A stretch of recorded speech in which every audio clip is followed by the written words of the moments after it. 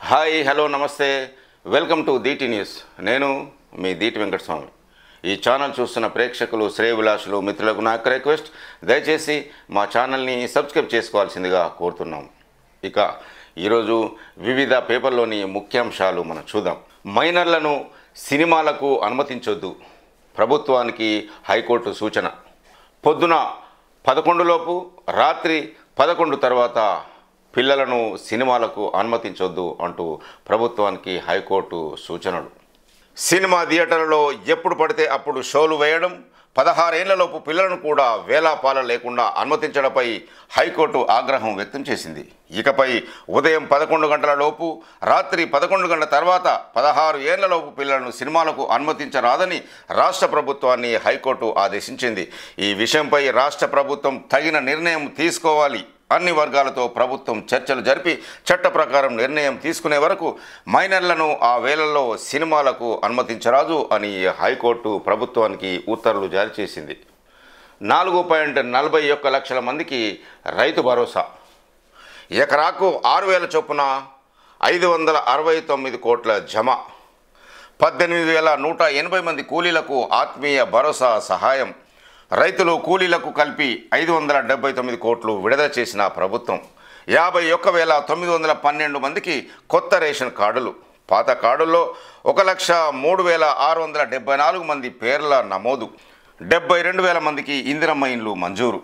563 గ్రామాల్లో 6,87,677 మంది లబ్ధిదారులు. ఒకే రోజు అమల్లోకి 4 స్కీములు. రాష్ట్రంలో సోమవారం ఒక్కరోజే 4 సంక్షేమ పథకాలు అమల్లోకి వచ్చాయి. మండలానికి ఒక గ్రామం చొప్పున 563 గ్రామాల్లో 6,87,677 మంది లబ్ధిదారులకు ప్రభుత్వం 4 స్కీములు అమలు చేసింది. 4.41 లక్షల మంది రైతుల ఖాతాల్లో ఎకరానికి 6,000 రూపాయల చొప్పున రైతు భరోసా పైసలు జమ చేసింది. మరొక 18,180 మంది రైతు కూలీల అకౌంట్లలో సుమారు 6,000 చొప్పున వేసింది. 72,000 ఇందిరమ్మ ఇండ్లు మంజూరు చేయడంతో పాటు ఏళ్ల తరబడి పెండింగ్లో ఉన్న కొత్త రేషన్ కార్డులకు మోక్షం కల్పించింది. సోమవారం ఆయా గ్రామాల్లోని 15,444 కుటుంబాలకు కొత్త రేషన్ కార్డులు మంజూరు చేసిన ప్రభుత్వం. పాత కార్డుల్లో 1,00,000కు పైగా పేర్లను యాడ్ చేసిన ప్రభుత్వం. అక్రమ వలసదారుల కోసం గురుద్వారాలో సెర్చింగ్. అమెరికాలో అక్రమ వలసదారులను అరెస్టు చేసి వారి దేశాలకు పంపిస్తున్నారు. గురుద్వారాలు, చర్చిల వంటి ప్రార్థనా స్థలాలతో పాటు హాస్పిటల్స్, స్కూళ్లలోనూ తనిఖీలు చేపడుతుండడం పట్ల విమర్శలు వెల్లువెత్తుతున్నాయి. కుంభమేళాకు హాజరైన వాళ్ళు 14 కోట్ల మంది. మహా కుంభమేళాతో సోమవారం ఒక్కరోజే సుమారు 90 లక్షల మంది భక్తులు పుణ్యస్నానం చేశారు. ఈ నెల 13న ప్రారంభమైన కుంభమేళాలో ఇప్పటి వరకు 14 కోట్ల మంది స్నానాలు చేసినట్లు నిర్వాహకులు తెలియజేస్తున్నారు. బీజేపీ కాంగ్రెస్ మధ్య గద్దర్ వార్. నక్సల్ భావజాలాలు ఉన్న గద్దర్కు పద్మ అవార్డు ఎందుకు ఇవ్వాలి అంటున్న కేంద్ర మంత్రి బండి సంజయ్. 100 మంది బీజేపీ కార్యకర్తలను ఆయన పొట్టన పెట్టుకున్నారని వ్యాఖ్య. బండి సంజయ్ కామెంట్లపై కాంగ్రెస్ నేతల మండిపాటు. గద్దర్ను ఆలింగనం చేసుకున్నప్పుడు భావాజాలం ఏమైంది అంటున్న పీసీసీ చీఫ్ మహేష్ కుమార్ గౌడ్. బండి సంజయ్ ఏడుపు గద్దర్ పైననో ఈటల పైననో అర్థమైతలేదు అంటున్న విప్పు ఆది శ్రీనివాస్. బండి సంజయ్ చేసిన కామెంట్లు రాష్ట్రపతిని, ప్రధానిని అవమానించడమే అంటున్న ఎంపీ శ్యామల. గద్దర్ను పొగుడుతూ మోదీ రాసిన లేఖను బయటపెట్టిన సామ రామ్మోహన్ రెడ్డి. నక్సల్స్ భావజాలంతో బీజేపీ కార్యకర్తలను పొట్టన పెట్టుకున్న గద్దర్కు పద్మ అవార్డు ఎందుకు ఇవ్వాలి అంటూ కేంద్ర మంత్రి బండి సంజయ్ చేసిన కామెంట్లు తీవ్ర దుమారం లేపుతున్నాయి. ఆ వ్యాఖ్యలపై కాంగ్రెస్ నేతలు మండిపడుతున్నారు. బీజేపీ భావజాలం ఉన్న వ్యక్తులకే కేంద్ర ప్రభుత్వం అవార్డులు ఇస్తుందన్నట్లుగా బండి సంజయ్ చేసిన కామెంట్లు ఉన్నాయని, ఇది రాష్ట్రపతిని, ప్రధానమంత్రిని అవమానపరచడమేనని తెలిపారు. తెలంగాణ కోసం అలుపెరగని పోరాటం చేసిన ప్రజా యుద్ధ నౌక గద్దర్ పైన చేసిన ఈ కామెంట్లను వెంటనే వెనక్కి తీసుకోవాలంటూ డిమాండ్ చేశారు. గద్దర్ చనిపోయినప్పుడు ఆయన పోరాటాన్ని కొనియాడుతూ ప్రధాని మోదీ రాసిన లేఖను కాంగ్రెస్ నేతలు విడుదల చేశారు. దీనిపై బండి సంజయ్ ఏం సమాధానం చెప్తారని వారు ప్రశ్నించారు. గద్దర్ను ఆలింగనం చేసుకున్నప్పుడు బండి సంజయ్కి ఆయన భావజాలం గుర్తుకు రాలేదా? ఆర్ఎస్ఎస్, బీజేపీ భావజాలం ఉన్న వాళ్ళకే పద్మ అవార్డులు ఇవ్వాలని రాజ్యాంగంలో రాసి ఉందా అని అని సంజయ్ని పీసీసీ చీఫ్ మహేష్ కుమార్ గౌడ్ నిలదీశారు. మాజీ మావోయిస్టు ఈటలను పార్టీలోకి చేర్చుకొని ఎంపీ టికెట్ ఇచ్చింది బీజేపీ అని, అలాంటి పార్టీకి చెందిన సంజయ్ గద్దర్ విషయంలో మరొకలాగా మాట్లాడడం ఏమిటని ప్రభుత్వ విప్ ఆది శ్రీనివాస్ విమర్శలు చేశారు. దేశంలో రెండు పరివారాల మధ్య యుద్ధం, రాజ్యాంగాన్ని మార్చేందుకు గాడ్సే పరివార్ పన్నాగం, పరిరక్షించేందుకు గాంధీ పరివార్ పోరాటం. ఈ పోరాటంలో రాహుల్కు ప్రజలంతా మద్దతు ఇవ్వాలి. బీజేపీ అంటే బ్రిటిష్ జనతా పార్టీ అని విమర్శ. మధ్యప్రదేశ్లో జై బాపు జై భీమ్ జై సంవిధాన్ ర్యాలీకి హాజరైన రాహుల్ గాంధీ, మల్లికార్జున ఖార్గే, తెలంగాణ ముఖ్యమంత్రి రేవంత్ రెడ్డి సోమవారం మధ్యప్రదేశ్లోని మాహూలో నిర్వహించిన జై బాపు జై భీమ్ జై విధాన్ కార్యక్రమంలో మాట్లాడుతున్న సీఎం రేవంత్ రెడ్డి, దేశంలో ప్రస్తుతం రెండు పరివారాల మధ్య యుద్ధం జరుగుతున్నదని, రాజ్యాంగాన్ని మార్చేందుకు గాడ్సే పరివార్ కుట్రలు చేస్తుంటే రాజ్యాంగ పరిరక్షణ కోసం గాంధీ పరివార్ పోరాడుతున్నదని సీఎం రేవంత్ రెడ్డి అన్నారు. రాజ్యాంగ రక్షణ కోసం గాంధీ పరివార్ తరపున పోరాడుతున్న రాహుల్ గాంధీకి దేశ ప్రజలంతా మద్దతుగా నిలవాలని కోరారు. సోమవారం మధ్యప్రదేశ్లోని మాహూలో జై బాపు జై భీమ్ జై సంవిధాన్ పేరిట ఏఐసిసి నిర్వహించిన ర్యాలీలో కాంగ్రెస్ చీఫ్ మల్లికార్జున ఖార్గే, పార్టీ అగ్రనేత రాహుల్ గాంధీ, సీఎం రేవంత్ రెడ్డి తదితరులు పాల్గొన్నారు. ర్యాలీలో సీఎం మాట్లాడుతూ, ఇక్కడ జరుగుతున్న ర్యాలీ ఎన్నికల కోసం కాదు, ఇది ఒక యుద్ధం. ఈ యుద్ధం రాజ్యాంగ పరిరక్షణ కోసం పోరాడే వారికి, రాజ్యాంగాన్ని మార్చాలనుకునే వారికి మధ్య జరుగుతుంది అని సీఎం రేవంత్ రెడ్డి తెలిపారు. ప్రధానిగా మోదీ బాధ్యతలు చేపట్టి నుంచి రాజ్యాంగాన్ని మార్చేందుకు ప్రయత్నిస్తున్నారని, ఈ విషయాన్ని రాహుల్ గాంధీ ముందుగానే గుర్తించి పోరాటం చేస్తున్నారని సీఎం రేవంత్ రెడ్డి వ్యాఖ్యలు చేశారు. కులగణన విప్లవాత్మకం, తెలంగాణలో చేసినాం, దేశమంతటా చేస్తాం అంటున్న రాహుల్ గాంధీ. రిజర్వేషన్లో 50% పరిమితిని ఎత్తేస్తాం, మోదీ సర్కారుకు వ్యాపారులే ముఖ్యమని ఫైర్. రాజ్యాంగ హక్కులు లాగేసుకుంటున్నారని ఖార్గే వ్యాఖ్యలు. సూర్యాపేటలో పరువు హత్య, ప్రేమించి పెళ్లి చేసుకున్న యువకుడి మర్డర్, యువతి కుటుంబ సభ్యులే చంపారని మృతుడి కుటుంబ సభ్యుల ఆరోపణ. సూర్యాపేట మండలం పిల్లరమల్లిలో ఈ ఘటన. సూర్యాపేటలో పరువు హత్య కలకలం రేపింది. కులాంతర వివాహం చేసుకున్న ఒక యువకుడిని గుర్తు తెలియని వ్యక్తులు దారుణంగా హత్య చేశారు. కాళేశ్వరం బ్యారేజీల స్థలాలు కరెక్ట్ కాదు అంటున్న విద్యుత్ జేఏసీ నేత రఘు. సిడబ్ల్యూసి అప్పట్లోనే చెప్పింది, ముంపు తప్పదని కూడా హెచ్చరించింది. కాళేశ్వరం కమిషన్ విచారణ అనంతరం మీడియాతో మాట్లాడిన విద్యుత్ జేఏసీ నేత రఘు, 2 టీఎంసీనే సరిగ్గా వాడుకుంటలేం, 3వ టీఎంసీ ఎందుకు? తుమ్మిడి హెట్టితో పోలిస్తే మేడిగడ్డ వద్ద 6 రేట్లు ఎత్తుకు నీటిని ఎత్తిపోయాలి. అనవసరంగా కరెంటు ఖర్చు, వేలాది ఎకరాల ముంపు తప్ప మేడిగడ్డతో ఉపయోగం లేదు. టెండరు లేకుండా నామినేషన్ పద్ధతిలో కాంట్రాక్టులు ఇచ్చేశారని వ్యాఖ్యలు చేసిన రఘు. కాళేశ్వరం అప్పుల బాధను దించుకుందాం, ప్రత్యామ్నాయ మార్గాలపై ఆలోచిస్తున్న ప్రభుత్వం. ప్రాజెక్టు కోసం 79,287 కోట్ల అప్పు తెచ్చిన గత సర్కార్ ఏటా వడ్డీతో కలిపి కట్టాల్సిన కిస్తీలే సుమారు 15,000 కోట్లు. ఇంకా కట్టాల్సిన అసలు ఏకంగా 74,000 కోట్లు. 13 ఏళ్ల పాటు 1.90 లక్షల కోట్లు చెల్లిస్తేనే రుణ విముక్తి. 25,000 కోట్ల చొప్పున 4 ఏళ్లలోనే కాళేశ్వరం అప్పు నుంచి బయటపడేలా ప్రభుత్వ యోచన. లేదంటే 10.5% వడ్డీని 5% లోపు రీస్ట్రక్చర్ చేసుకునే ప్రయత్నం. రీస్ట్రక్చర్కు అనుమతి కోసం ఇప్పటికే కేంద్రానికి విజ్ఞప్తి చేసిన తెలంగాణ ప్రభుత్వం.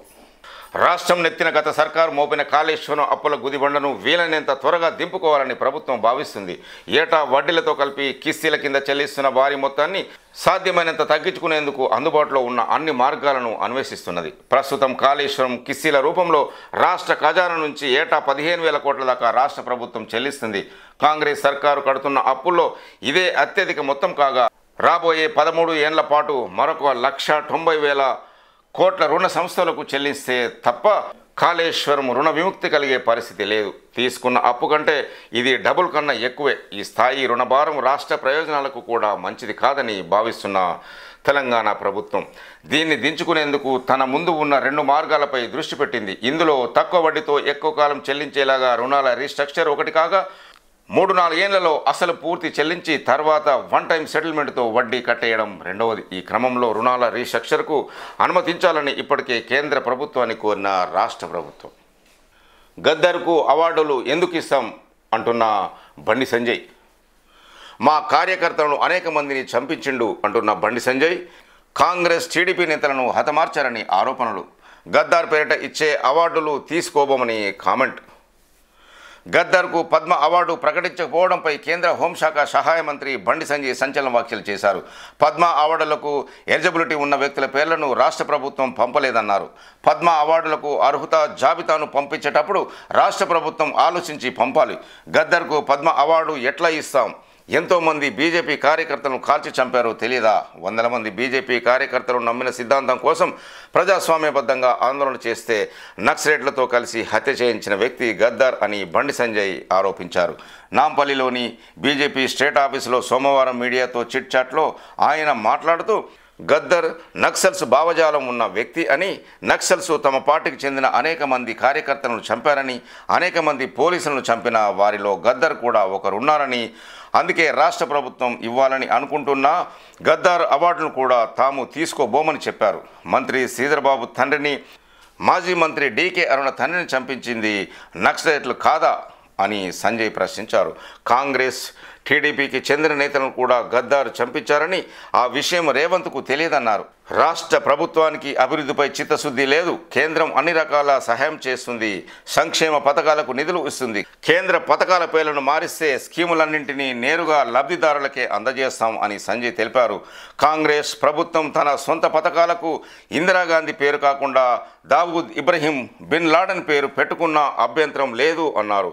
పేర్ల కోసం ఆరాటపడి ప్రజలను ఆగం చేయొద్దన్నారు.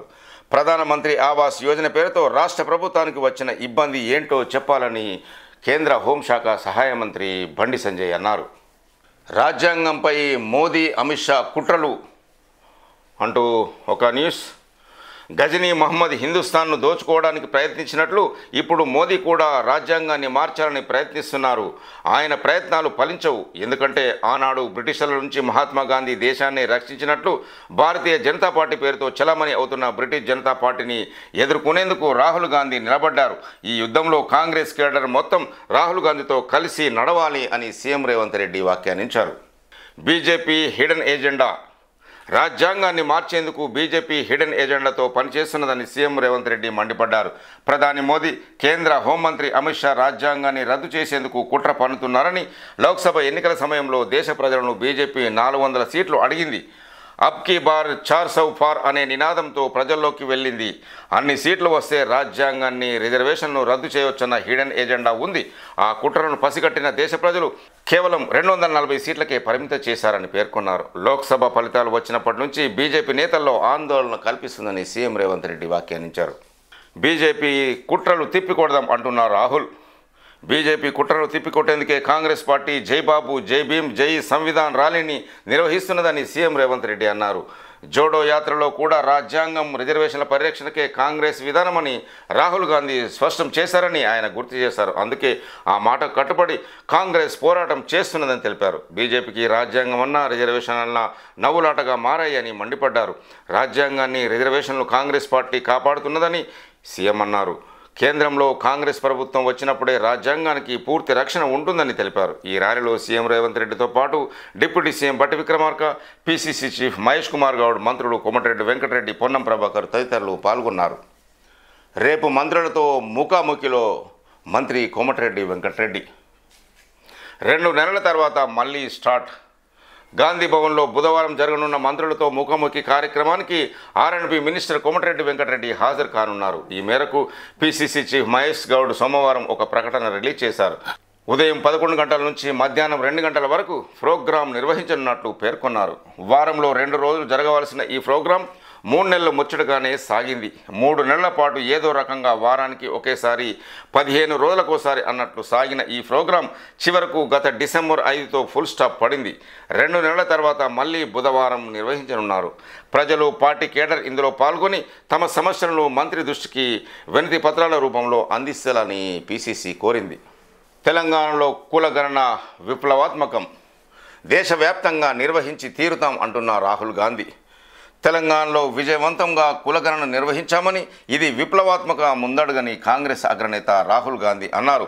ఇక్కడ త్వరలోనే రిజర్వేషన్లో దళితులు, గిరిజనులు, బీసీల వాటాను వెల్లడిస్తామని తెలిపారు. తాము తెలంగాణతో పాటు కర్ణాటకలోనూ ఆ పని ప్రారంభించామని చెప్పారు. కులగణనతో రాజ్యాంగ ప్రకారం ప్రజలకు తమ హక్కుగా వచ్చే వాటాను తెలుసుకోవచ్చని అన్నారు. భవిష్యత్తులో దేశవ్యాప్తంగా కులగణన నిర్వహించి తీరుతామని ధీమా వ్యక్తం చేశారు. మధ్యప్రదేశ్లోని మాహులో సోమవారం నిర్వహించిన జై బాపు జై భీమ్ జై సంవిధాన్ సభలో పాల్గొన్న రాహుల్ గాంధీ ఈ వ్యాఖ్యలు చేశారు. నాగోబా జాతరకు సీఎం రేవంత్ రెడ్డి శుభాకాంక్షలు తెలియజేశారు. దేశంలోనే రెండొక అతిపెద్ద గిరిజన జాతర అయిన నాగోబా జాతర సందర్భంగా భక్తులకు సీఎం రేవంత్ రెడ్డి శుభాకాంక్షలు తెలియజేశారు. మోస్తం వంశతుల ఆధ్వర్యంలో జరిగే నాగోబా జాతర 5 రోజుల పాటు వేడుకగా సాగనుందని భక్తులు నాగోబాను దర్శించుకొని ఆశీస్సులు అందుకోవాలని ఆకాంక్షించారు. అధికారికంగా నిర్వహిస్తున్న జాతరకు అవసరమైన అన్ని ఏర్పాట్లను అధికారులు పూర్తి చేశారని సీఎం రేవంత్ రెడ్డి వెల్లడించారు. తెలంగాణ రాష్ట్ర ఏర్పాటులో కాంగ్రెస్ది మంత్రసాని పాత్రే అంటున్న కేసీఆర్ చావు నోట్లో తలపెట్టి తెలంగాణ తెచ్చారు అంటున్న కేటీఆర్ 420 హామీలిచ్చి కాంగ్రెస్ అధికారంలోకి వచ్చి జనవరి 30 నాటికి 420 రోజులు. ఆ రోజు రాష్ట్రమంతా గాంధీ విగ్రహాలకు వినతి పత్రాలు ఇస్తాం. సీఎం రేవంత్ రెడ్డి అపరిచితుడులా మారుతున్నారని కామెంట్ చేసిన కేటీఆర్ తెలంగాణ రాష్ట్ర ఏర్పాటులో కాంగ్రెస్ది మంత్రసాని పాత్ర తప్ప మరేమీ కాదని బీఆర్ఎస్ వర్కింగ్ ప్రెసిడెంట్ కేటీఆర్ అన్నారు. చావు నోట్లో తలపెట్టి కేసీఆర్ తెలంగాణ తెచ్చారన్నారు. సోమవారం తెలంగాణ భవన్లో బీఆర్ఎస్వి క్యాలెండర్ ఆవిష్కరణ సందర్భంగా కేటీఆర్ మాట్లాడుతూ కాంగ్రెస్ ప్రభుత్వం 420 హామీలిచ్చి అధికారంలోకి వచ్చి జనవరి 30 నాటికి 420 రోజులు అవుతుందన్నారు. కానీ ఇప్పటికీ ఆహనా పెళ్ళంట సినిమాలో లాగా పైన కోడిని వేలాడదీసి ఇదిగో చికెన్ అనేలా హామీల అమలులో మోసం చేస్తున్నారని విమర్శించారు. ఢిల్లీ టూరిస్టులను తీసుకొచ్చి హామీలు డిక్లరేషన్లు ఇప్పించారన్నారు. కాంగ్రెస్ డిక్లరేషన్ను నాలుక గీసుకునేందుకు కూడా పనికిరావన్నారు. రైతు భరోసా డబ్బులు అర్ధరాత్రి తర్వాత అందరి ఖాతాల్లో పడతాయని సీఎం రేవంత్ రెడ్డి చెప్పారని, ఆ తర్వాత పావు గంటకి మాట మార్చి 31న పడతాయంటూ మాట మార్చారని అన్నారు. సీఎం రేవంత్ రెడ్డి అపరిచితుడిలాగా వ్యవహరిస్తున్నారని, మండలానికి ఒక గ్రామానికి ఒక రైతు భరోసా ఇస్తామంటున్నారు. అంటే 612 గ్రామాలకే రైతు భరోసా వస్తుందని చెప్పారు. అబద్ధాలు చెప్పి కాంగ్రెస్ నేతలు అందరి చెవిలో పువ్వు పెట్టారని, అందుకనే వారిని నిలదీసేందుకు జనవరి 30న రాష్ట్రమంతటా గాంధీ విగ్రహాలకు బీఆర్ఎస్ నేతలు చెవిలో పూలు పెట్టుకొని వినతి పత్రాలు సమర్పించాలని కేటీఆర్ ఆదేశాలు జారీ చేశారు. రేషన్ కార్డులు చారిత్రాత్మకమా అంటూ విమర్శలు చేసిన కేటీఆర్ రేషన్ కార్డుల జారీ చారిత్రాత్మకమన్న సీఎం, డిప్యూటీ సీఎంల మాటలు వింటే నవ్వొస్తుందని కేటీఆర్ అన్నారు. గతంలో కార్డులు ఎవరు ఇవ్వనట్టే మాట్లాడుతున్నారు అన్నారు. బీఆర్ఎస్ హయాంలో 6.5 లక్షల కార్డులు ఇచ్చినా ఇవ్వలేదంటూ డిప్యూటీ సీఎం అబద్ధాలు చెప్పారన్నారు. ఇంటింటికి గ్యారంటీ కార్డులు పంచారు, అబద్ధాలు ప్రచారం చేశారు. రాహుల్ గాంధీ హైదరాబాద్ అశోక్ నగర్ వచ్చి నిరుద్యోగులతో ఛాయ్ తాగి కేసీఆర్ ఉద్యోగాలు ఇవ్వలేదన్నారు. ఏడాదిలో 2 లక్షల ఉద్యోగాలు ఇస్తామన్నారు. 12,000 ఉద్యోగాలు కూడా కాంగ్రెస్ ప్రభుత్వం ఇవ్వలేదు.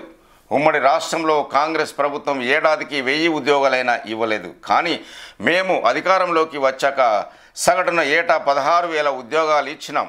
పబ్లిక్ సర్వీస్ కమిషన్ పరీక్ష పేపర్ లీకేజీ అని చెప్పి బీఆర్ఎస్ పైకి విద్యార్థులను ఉసిగొల్పారు. అందులో కాంగ్రెస్ వాళ్ళు సక్సెస్ అయ్యారు. కానీ ఇప్పుడు మాత్రం ఉద్యోగాలు ఇవ్వడం లేదు. బీఆర్ఎస్ నోటిఫికేషన్ ఇచ్చిన ఉద్యోగాలను తామిచ్చినట్లా చెప్పుకుంటున్నారు. పెట్టుబడుల విషయంలో కేసీఆర్కు నాకు ఏదో అజీర్తి అయినట్టు ఈనో ప్రకటనలు వేస్తున్నారు. రేవంత్ రెడ్డి, నిజంగా నువ్వు 1,80,000 కోట్ల పెట్టుబడులు తెచ్చినట్లయితే మేము నీకు సన్మానం చేస్తాం. ఆ పెట్టుబడులు ఎప్పటి వరకు రాష్ట్రంలో నిజ రూపం దాలుస్తాయి అని కేటీఆర్ ప్రశ్నించారు. రుణమాఫీ కాక ఎండ్రిన్ డబ్బాలు పట్టుకుని రైతులు బ్యాంకుల్లోనే ఆత్మహత్యలు చేసుకుంటున్నారని విమర్శలు చేశారు. 420 రోజుల్లో 410 మంది రైతులు సూసైడ్ చేసుకున్నారన్నారు. గురుకులాల్లో 50 మంది విద్యార్థులు, 30 మంది నేత కార్మికులు, 100 మంది ఆటో డ్రైవర్లు ఆత్మహత్యలు చేసుకున్నారని రాష్ట్ర ప్రభుత్వంపై కేటీఆర్ విమర్శలు చేశారు. కేటీఆర్కు ఆవేశం ఎక్కువ, ఆలోచన తక్కువ అంటున్న మంత్రి సీతక్క. ఒక్క గ్రామానికే కొత్త పథకాలను పరిమితం చేసినట్లు కేటీఆర్ భ్రమపడుతున్నారని, ఆయనకు ఆవేశం ఎక్కువ, ఆలోచన తక్కువ అని మంత్రి సీతక్క ఎద్దేవా చేశారు. పథకాలు రాని గ్రామాలు రణరంగంగా మారుతున్నాయన్న కేటీఆర్ వ్యాఖ్యలను ఆమె ఖండించారు. నూతన పథకాలతో గ్రామాల్లో పండుగ వాతావరణం కనిపిస్తుంటే కేటీఆర్ ఓర్వలేకపోతున్నారని సోమవారం ఒక ప్రకటనలో సీతక్క విమర్శలు చేశారు. గణతంత్ర దినోత్సవాన్ని పురస్కరించుకొని ప్రతి మండలంలో ఒక గ్రామంలో 4 నూతన పథకాలను విజయవంతంగా ప్రారంభిస్తే కేటీఆర్ తట్టుకోలేకపోతున్నాడని, ఒక గ్రామంలో పథకాల అమలు లాంఛనంగా మొదలుపెట్టి ఇతర గ్రామాలకు విస్తరిస్తారన్న ఇంగిత జ్ఞానం కూడా కేటీఆర్కు లేకపోతే ఎట్లా అని విమర్శలు చేశారు. అర్హులందరికీ సంక్షేమ ఫలాలు అందించడమే మా ప్రభుత్వ లక్ష్యం అని సీతక్క అన్నారు. ఉచిత బస్సు ప్రయాణం, ఉచిత విద్యుత్తు, సబ్సిడీ గ్యాస్ సిలిండర్ వంటి పథకాలు అర్హులందరికీ అందడం లేదా అని ప్రశ్నించారు.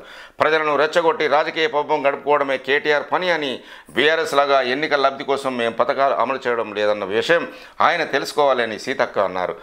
దళిత గిరిజన కుటుంబాలకు 3 ఎకరాల భూమి, బీసీలకు బీసీ బంధు, మైనారిటీలకు మైనారిటీ బంధు అని చెప్పిన బీఆర్ఎస్ ఏ మేరకు వాటిని నెరవేర్పించిందని సీతక్క కేటీఆర్పై విమర్శలు చేశారు. ప్రాజెక్టులకు అనుమతుల ఆలస్యంతో రాష్ట్ర ప్రయోజనాలకు దెబ్బ అంటున్న మాజీ మంత్రి హరీష్ రావు. గోదావరి జిల్లాల్లో తెలంగాణ వాటాలను కాపాడండి, కేంద్ర మంత్రి కిషన్ రెడ్డికి లేఖ రాసిన హరీష్ రావు. తెలంగాణ ప్రాజెక్టులకు అనుమతులు ఆలస్యం అవుతుండడంతో రాష్ట్రానికి నష్టం జరుగుతున్నదని బీఆర్ఎస్ ఎమ్మెల్యే హరీష్ రావు అన్నారు.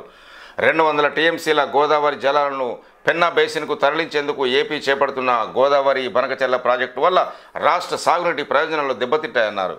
ప్రాజెక్టులకు విభజన చట్టం ప్రకారం గోదావరి కృష్ణా బోర్డుల అనుమతులు తప్పనిసరి అయినా అనుమతులు లేకుండా ఏపీ ఆ ప్రాజెక్టును చేపడుతుందని తెలిపారు. ఈ మేరకు సోమవారం కేంద్ర మంత్రి కిషన్ రెడ్డికి ఆయన లేఖ రాశారు. ఏపీ సీఎం చంద్రబాబు ఈ ప్రాజెక్టు నిధుల కోసం కేంద్ర ఆర్థిక మంత్రి నిర్మలా సీతారామన్, కేంద్ర జలశక్తి మంత్రి సిఆర్ పాటిల్కు లేఖ రాయడం ఆందోళన కలిగిస్తుందన్నారు.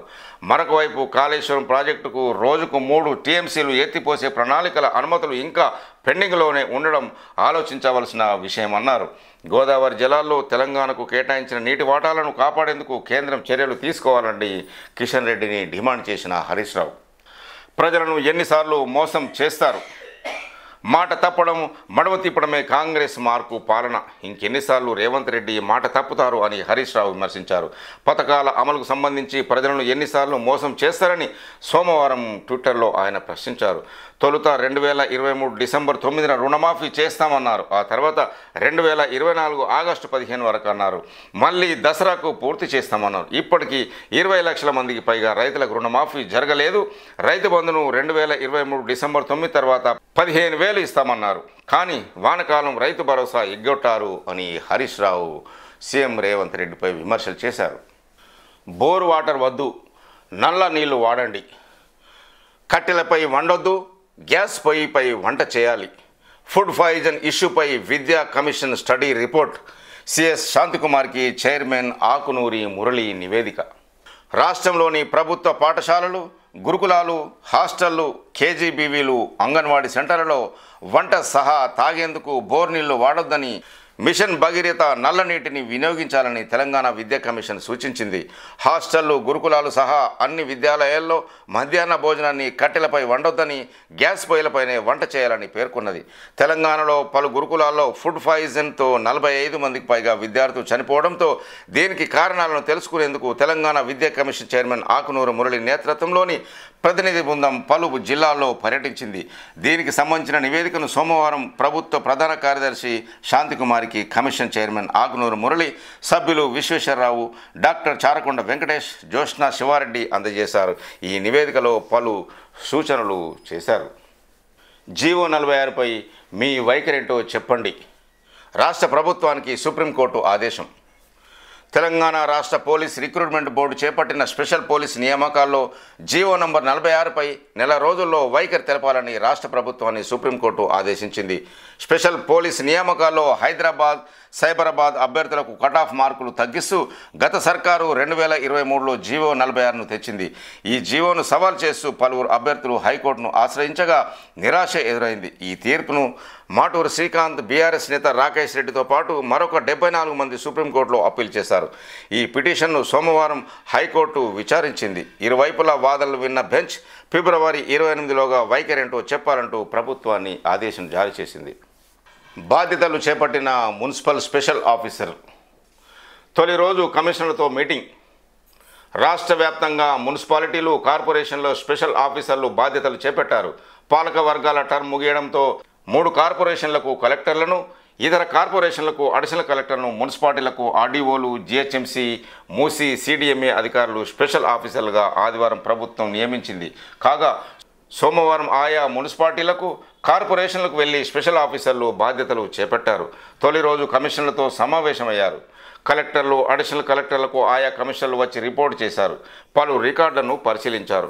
ఒకే అధికారికి 4-5 మున్సిపాలిటీలు ఇచ్చిన దగ్గర రోజుకు ఒక మున్సిపాలిటీకి స్పెషల్ ఆఫీసర్లు వెళ్లనున్నారు. ఎల్ఆర్ఎస్, ప్రాపర్టీ ట్యాక్స్, ఎస్హెచ్జీలో కొత్తగా మహిళలను చేర్పించాలని కమిషనర్లు, స్పెషల్ ఆఫీసర్లు ఆదేశించారు.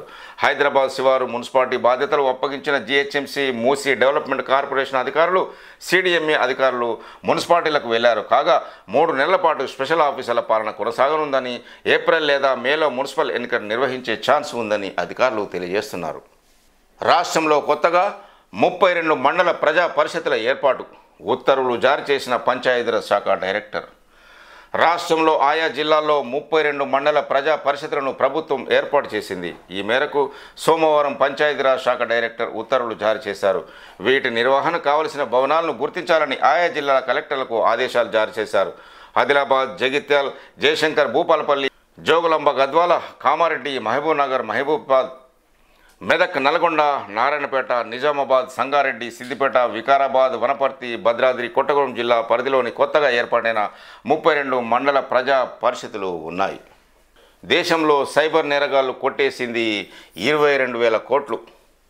రాష్ట్రంలో 1.20 లక్షల మంది బాధితులు. శిఖా గోయల్ వెల్లడి. అవగాహనతోనే నేరాలు కట్టడి అవుతాయన్న సిఎస్బి డైరెక్టర్. దేశవ్యాప్తంగా సైబర్ నేరాలు సంఖ్య గణంగా పెరిగిపోతున్నదని TG cyber security bureau CSB director Shikha Goyal అన్నారు. నేరుడు దేశవ్యాప్తంగా 22,812 కోట్లను సైబర్ నేరగాళ్లు కొట్టేశారని తెలిపారు. రాష్ట్రం నుంచి 1,20,869 మంది బాధితులు అయ్యారని పేర్కొన్నారు. డబ్బు కోల్పోయిన వారిలో 17,912 మందికి 183 కోట్ల రికవరీ చేసి ఇప్పించామని తెలిపారు. సైబర్ నేరాల నివారణకు అవగాహన ఒక్కటే మార్గమన్నారు.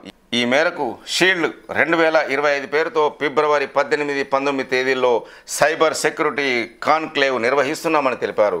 హెచ్ఐసిసిలో నిర్వహించిన కాన్క్లేవ్కు సంబంధించిన వాల్ పోస్టర్ను సోమవారం శిఖా గోయల్ విడుదల చేశారు. Society for Cyberabad security council SCSC ఆధ్వర్యంలో నిర్వహిస్తున్న ఈ కాన్క్లేవ్కు దేశవ్యాప్తంగా అన్ని రాష్ట్రాల నుంచి సైబర్ నిపుణులు హాజరవుతున్నారని తెలిపారు. లా ఎన్ఫోర్స్మెంట్, ఐటీ ఇండస్ట్రీ, ప్రభుత్వ, ప్రైవేటు సంస్థలు, ఎన్జిఓలు ఈ కాన్క్లేవ్లో పాల్గొంటారని అన్నారు. సైబర్ అటాక్స్ను ఎదుర్కోవడంతో పాటు సైబర్ సెక్యూరిటీకి సంబంధించిన టెక్నాలజీ స్టాల్స్ నిపుణులతో అవగాహన కల్పిస్తామని వెల్లడించారు. ఈ కార్యక్రమంలో సైబరాబాద్ సిపి అవినాష్ మహంతి, SCSC ప్రతినిధులు పాల్గొన్నారు. ఫోన్ ట్యాపింగ్ కేసులో తిరుపతన్నకు బెయిల్. రాష్ట్రంలో సంచలనం సృష్టించిన ఫోన్ ట్యాపింగ్ కేసులో కీలక నిందితుడుగా అభియోగాలు ఉన్న మేకల తిరుపతన్న అప్పటి అడిషనల్ ఎస్పీకు సుప్రీంకోర్టు షరతులతో కూడిన బెయిల్ మంజూరు చేసింది. ట్రయల్కు పూర్తిగా సహకరించాలని, సాక్షులను ప్రభావితం చేయవద్దని ఆదేశించింది. ఈ కేసులో హైకోర్టు తీర్పును సవాల్ చేస్తూ నేరుడు అక్టోబర్ 20న తిరుపతన్న సుప్రీంకోర్టులో పిటిషన్ దాఖలు చేశారు. సుదీర్ఘ కాలంగా జైలులో ఉంటున్నానని, తనకు బెయిల్ మంజూరు చేయాలని పిటిషన్లో కోరారు. ఈ పిటిషన్ను సోమవారం justice BV Nagarathna, justice Satish Chandra Sharma ధర్మాసనం ఎదుట విచారించింది. పిటిషన్ తరపున సీనియర్ న్యాయవాది సిద్ధార్థ దావే, మోహిత్ రావు, రాష్ట్ర ప్రభుత్వం తరపున సీనియర్ న్యాయవాది సిద్ధార్థ లాద్రు హాజరయ్యారు. తొలుత సిద్ధార్థ దావే వాదనలు వినిపిస్తూ పిటిషనర్ గత 10 నెలలు 4 రోజులుగా జైల్లో ఉన్నారని కోర్టును వేధించారు. ఈ కేసులో ఇప్పటికే ఛార్జిషీటు దాఖలు చేశారని, అందువల్ల ఇంకా జైలులోనే ఉండాల్సిన అవసరం కనిపించడం లేదన్నారు. ఇంకెంతకాలం విచారణ చేపడతారో చెప్పేలా ప్రభుత్వాన్ని ఆదేశించాలని కోర్టుకు తెలిపారు. దీనిపై స్పందించిన ధర్మాసనం విచారణకు ఇంకా ఎంత టైం పడుతుందని ప్రభుత్వాన్ని ఆదేశించింది. నిందితులు దేశం దాటి పారిపోయారని కోర్టుకు విన్నవించిన ప్రభుత్వ లాయర్లు. ఈ కేసులో ఇప్పటికే కీలక నిందితులు దేశం విడిచి పారిపోయారని బెంచ్కు ప్రభుత్వం తరపున సీనియర్ న్యాయవాది సిద్ధార్థ లాద్రు తెలిపారు. వీరితో పాటు తిరుపతన్న ప్రధాన నిందితులుగా ఉన్నారని వాదించారు. ఫోన్ ట్యాపింగ్తో పాటు ఆధారాలు చెరిపివేయడంలోనూ తిరుపతన్న కీలకంగా వ్యవహరించారని వివరించారు. రిటైర్మెంట్ తర్వాత ఐజీగా పనిచేసిన ప్రభాకర్ రావు నేతృత్వంలో ఫోన్ ట్యాపింగ్ జరిగిందని చెప్పారు. ప్రస్తుతం ఆయన దేశం విడిచి పారిపోయారని కోర్టు దృష్టికి తీసుకువెళ్లారు. ఆ ఐజీ స్థాయి అధికారి డైరెక్షన్లో 18 మందితో వాట్సాప్లో ప్రత్యేకంగా గ్రూప్ పెట్టుకొని ఫోన్ ట్యాపింగ్పై తిరుపతన్న ఆదేశాలు ఇచ్చారన్నారు. మొత్తం ఫోన్ ట్యాపింగ్ వ్యవహారంలో కీలక పాత్ర పోషించిన తిరుపతన్న ఆధారాలు చెరిపివేయడంలో కూడా అంతే కీలకంగా ఉన్నారని తెలిపారు. ప్రధానంగా థర్డ్ పార్టీ ఆదేశాల మేరకు అప్పుడు అధికారంలో ఉన్న రాజకీయ నేతలు అందరి ఫోన్లను ట్యాప్ చేశారని, హైకోర్టు జడ్జీల ఫోన్లు కూడా ఇందులో ఉన్నాయని వెల్లడించారు. అలాగే 2023 డిసెంబర్ 3 ఎన్నికల ఫలితాలు రాగానే ఆధారాలు ధ్వంసం చేశారని ధర్మాసనానికి లాత్రా వివరించారు.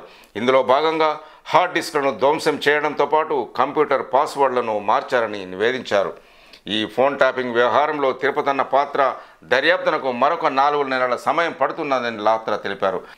ఇద్దరు దేశం విడిచిపోయిన వాట్సాప్ గ్రూపులోని ఇతర అధికారుల నుంచి సమాచారాన్ని రాబడుతున్నట్లు వివరించారు. అలాగే ఆధారాలు డేటా ధ్వంసం చేశారని, ప్రస్తుతం గూగుల్ సర్వర్ నుంచి సమాచారం తీసుకుంటున్నామని చెప్పారు. కొంతమంది కీలక సాక్ష్యాలను ఇంకా విచారించాల్సింది ఉందని, ఈ టైంలో తిరుపతన్నకు బెయిల్ మంజూరు చేస్తే మొత్తం దర్యాప్తుపైనే ప్రభావం పడుతుందని ఆందోళన వ్యక్తం చేశారు. సాక్షులు ఆధారాలను ప్రభావితం చేసే ఆస్కారం ఉందని కోర్టు దృష్టికి తీసుకువెళ్లారు. ఈ కేసులో కీలకమైన ఇద్దరు నిందితులు ఇప్పటికే విదేశాలకు పారిపోయారని, తిరుపతన్న పాస్పోర్ట్ వెంటనే సరెండర్ చేసేలా ఆదేశాలు ఇవ్వాలని కోర్టుకు విజ్ఞప్తి చేసిన రాష్ట్ర ప్రభుత్వ లాయర్లు. ఆర్టీసీ కార్మికుల సమ్మె నోటీస్. ఆర్టీసీని ప్రభుత్వంలో విలీనం చేయాలని, కండక్టర్లు డ్రైవర్లకు ఉద్యోగ భద్రత కల్పించాలని డిమాండ్లతో యాజమాన్యానికి ఆర్టీసీ కార్మికులు సమ్మె నోటీస్ ఇచ్చారు. ఆర్టీసీ తెలంగాణ మజ్దూర్ యూనియన్ ప్రధాన కార్యదర్శి థామస్ రెడ్డి ఆధ్వర్యంలో సోమవారం ఆర్టీసీ ఉద్యోగులు, కార్మికులు హైదరాబాద్ బస్ భవన్లోని ఎండీ కార్యాలయానికి భారీగా తరలివచ్చి ఎండీ సజ్జనార్ సెలవులో ఉండడంతో ఈడీ ఆపరేషన్స్కు మునిశేఖర్కు సమ్మె నోటీస్ ఇచ్చారు. తమ డిమాండ్లపై యాజమాన్యం స్పందించిన పక్షంలో కేంద్ర కార్మిక చట్టం ప్రకారం వచ్చే నెల 9వ తేదీ నుంచి సమ్మెను మొదలు పెడతామని తెలిపారు. తెలంగాణ వ్యాప్తంగా ఆర్టీసీలో అన్ని బస్ స్టేషన్లు, డిపోల్లోని కార్మికులు ఈ సమ్మెలో పాల్గొంటారని తెలియజేశారు. అభయహస్తం డబ్బులు వాపస్. లబ్ధిదారులకు తిరిగి చెల్లించేందుకు ప్రభుత్వం నిర్ణయం. కొన్నేళ్లుగా నిలిచిపోయిన అభయహస్తం నిధులను విడుదల చేసేందుకు ప్రభుత్వం కసరత్తు చేస్తుంది. ఈ పథకం కింద 2009 నుంచి 2016 వరకు రాష్ట్రంలోని స్వయం సహాయక సంఘాల మహిళల జమ చేసిన నిధులను తిరిగి వారికి ఇవ్వాలని రాష్ట్ర ప్రభుత్వం నిర్ణయించింది. ఈ మేరకు గ్రామీణ పేదరిక నిర్మూలన సంస్థ సెర్ఫ్ ద్వారా గ్రామాల వారీగా లబ్ధిదార జాబితా రూపకల్పనలో అధికారులు నిమగ్నమయ్యారు. స్వయం సహాయక సంఘాల మహిళలకు అండగా నిలిచేందుకు 2009లో కాంగ్రెస్ ప్రభుత్వం అభయహస్తం పథకానికి శ్రీకారం చుట్టింది. సంఘంలో చేరిన ప్రతి మహిళా సభ్యురాలు సంవత్సరానికి 365 ప్రీమియం చెల్లిస్తే ప్రభుత్వం కూడా అంతే మొత్తం డబ్బులు జమ చేసింది. సంఘ సభ్యులు 60 ఏళ్ల వయసు దాటితే 500 పింఛన్ అందించాలన్న లక్ష్యంతో ఈ పథకాన్ని ఏర్పాటు చేసింది. అలాగే కుటుంబంలోని 9-10 ఇంటర్ ఐటీఐ చదువుతున్న వారి పిల్లలకు ఏడాదికి 1200 చెల్లించింది. సభ్యురాలు సహజ మరణం పొందితే 30,000, ప్రమాదవశాత్తు మరణిస్తే 75,000, శాశ్వత వైకల్యానికి 75,000, పాక్షిక వైకల్యానికి 37,500 చెల్లించేవారు. అయితే 2016 వరకు ఈ పథకం సజావుగానే కొనసాగిన బీఆర్ఎస్ ప్రభుత్వం 2018లో నిలిపివేసింది. ఆసరా పింఛన్ ప్రారంభించింది. పింఛన్ సొమ్ము రెట్టింపు చేసింది. గతంలో అభయహస్తంలో భాగంగా కట్టిన సొమ్ము తిరిగి చెల్లిస్తామని గత ప్రభుత్వం ప్రకటనలు చేసిన కార్యరూపం దాల్చలేదు. 60 ఏళ్లు దాటిన మహిళలు ఇటు అభయహస్తం, అటు ఆసరా డబ్బు చెల్లించిన సొమ్ము రాకపోవడంతో తీవ్ర ఇబ్బందులు పడుతున్నారు. అవసాన దశలో ఆసరా అవుతుందని భావించిన వృద్ధులకు నిరాశే ఎదురవుతుంది. తాజాగా ప్రభుత్వం వీరి సొమ్ము చెల్లించేందుకు ముందుకు రావడంతో లబ్ధిదారులు సంతోషం వ్యక్తం చేస్తున్నారు. బీసీ రిజర్వేషన్లు పెంచకపోతే ఆమరణ నిరాహార దీక్ష చేస్తా అంటున్న ఆర్ కృష్ణయ్య. బీసీ కులగణను రాష్ట్ర ప్రభుత్వం పూర్తి చేసింది, కానీ రిజర్వేషన్లు పెంచడానికి జాప్యం ఎందుకని బీసీ సంక్షేమ సంఘం జాతీయ అధ్యక్షుడు ఆర్ కృష్ణయ్య ప్రశ్నించారు. 42% పెంచుతూ అసెంబ్లీలో బిల్లు పెట్టి పాసు చేయాలని, లేకపోతే ఆమరణ నిరాహార దీక్ష చేస్తారని హెచ్చరించారు. సోమవారం హైదరాబాద్ కాచిగూడలోని ఒక హోటల్లో వివిధ బీసీ సంఘాల సమావేశం జరిగింది. దీనికి ఆర్ కృష్ణయ్య హాజరై మేడ్చల్ జిల్లా జనరల్ సెక్రటరీగా శ్రీరామ్ జ్ఞానేశ్వర్ను నియమిస్తూ నియామక పత్రాన్ని అందజేసి మాట్లాడారు. బీసీ కులగణనలో 55% జనాభా ఉన్నట్లు తెలిసిందని, దీంతో రాష్ట్ర ప్రభుత్వం రిజర్వేషన్ పెంచాలని డిమాండ్ చేశారు.